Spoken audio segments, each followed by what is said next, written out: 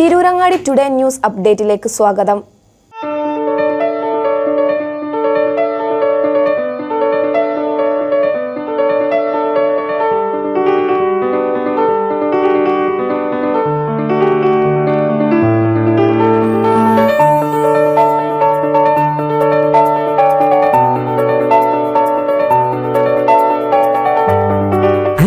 Golden diamonds bypass road Chemmad.